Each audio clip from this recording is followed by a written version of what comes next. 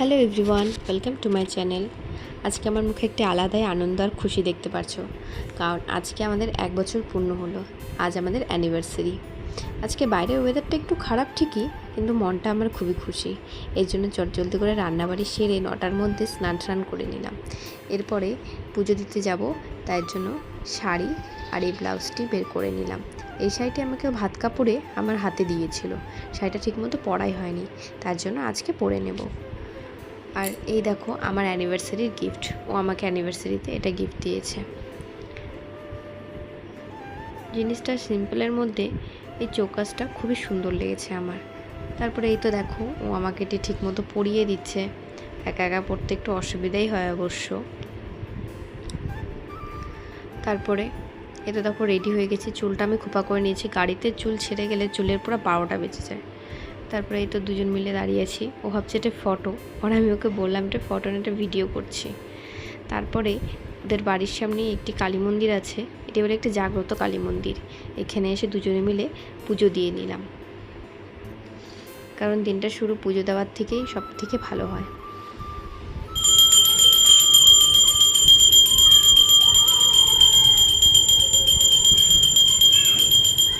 তারপরে পুজো শেষ করে আমরা একটি রেস্টুরেন্টে চলে আসলাম, কারণ সকাল থেকে উপাস ছিলাম, কিচ্ছু খাইনি। 12টা বাজতে চলেছিল, খুব খিদা পেয়ে গেছিলো। এই জন্য একটু অর্ডার দিয়েছিলাম লাচ্ছা পরোটা আর আলু মটরের তরকারি। তো এটা খেয়ে নিলাম। খাওয়ার পরে একটু বেরিয়ে পড়লাম আমরা যাব এখন দাগাপুর মন্দিরে। তো দেখো আমরা দাগাপুর মন্দিরেও চলে এসেছি। মন্দিরে চলে এসে এই তো এখানে ঘোরা শুরু করছি। আমি এখানে ছোটোর থেকে অনেক এসেছি, আমি যত আসি আমার এখানে জায়গাটা খুবই ভালো লাগে। এখানকার প্রকৃতি, এখানে মিষ্টি হাওয়া হচ্ছিল, খুবই ভালো লাগছিল।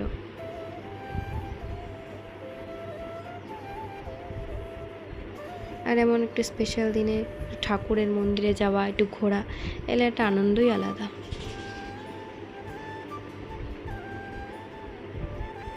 তারপর তো এই তো দুজন মিলে উপরে চলে যাচ্ছি ঠাকুর দর্শন করব বলে।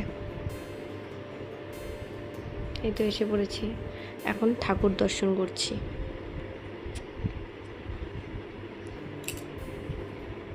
ঠাকুর দর্শন করে বাইরে বেরিয়ে আসলাম। এই তো আমাকে কী বলছিল, এনে হাসাহাসি করছিলাম। তারপরে এই তো আরেকটু মন্দিরটি ভালো করে ঘুরে ঘুরে দেখছি। কী করে যে একটা বছর কী করে কেটে গেল নিজেও কিছু বুঝতে পারলাম না।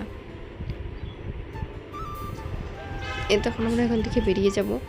বেরিয়ে যেয়ে আমরা এখানে আর্সেনালে ঢুকে পড়লাম দুপুরে কিছু লাঞ্চ করব বলে। তো ব্রেকফাস্ট এত লেট করেছিলাম বলে পেটে অত বেশি খিদাও ছিল না।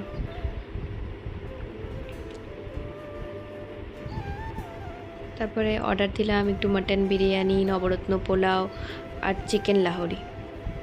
এবার আমরা আমাদের লাঞ্চটা সেরে নিয়ে একটু বসেছিলাম, কারণ বিল এখনও আনিনি। তারপরে আমি চলে আসলাম পার্লারে, ও বাড়ি চলে গেছে, আমি পার্লারে চলে আসলাম। পার্লারে চলে এসে আমি আমার মেকআপটা স্টার্ট করে দিলাম।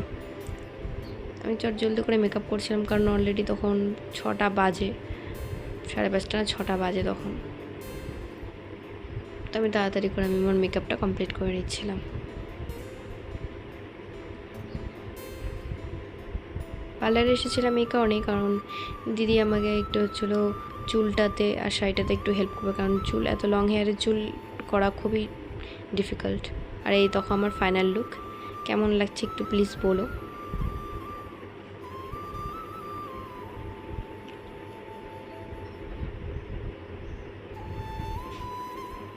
আর এই শাড়িটাও আমাকেও অ্যানিভার্সারি উপলক্ষে গিফট করেছিল।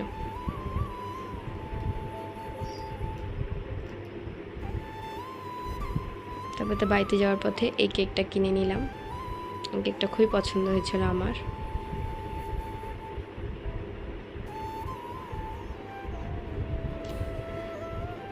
আজকের দিনে বাড়িতে কত হুল্লোড় ছিল। আজকে বাড়িতে অত বেশি কেউ নেই, খুব কম, কারণ আমাদের বাড়িতে অত বেশি কেউ নেই, শুধু শ্বশুর শাশুড়ি, আমি আর ও।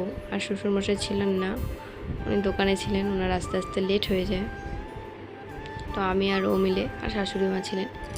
এবার বেশি কাউকে বলতে পারিনি, এবার বড়সড় কোনো প্রোগ্রামও করিনি, কারণ আমার শাশুড়ি মার শরীর অসুস্থ ছিল এত কয়েকদিন ধরে। প্রায় 2-3 মাস ধরে, তো এই কারণে। তারপরে এই দেখো, ও তো ওর গিফট আমাকে সকালেই দিয়ে দিয়েছিল, আর ওর জন্য যে গিফটটা আমি এনেছিলাম সেটা আমি ওকে রাতের বেলা ওকে পরিয়ে দিলাম। ও বলছে, হ্যাঁ কেন এসব আনতে গেছো তুমি? ও আমাকে দিবার আমি ওকে দেবো না? কেমন লাগে এই জিনিসটা? তারপরে এই তো কেক টেক কাটা কমপ্লিট। আর আমার ভিডিও যদি ভালো লাগে একটু সাবস্ক্রাইব আর লাইক করে দিও।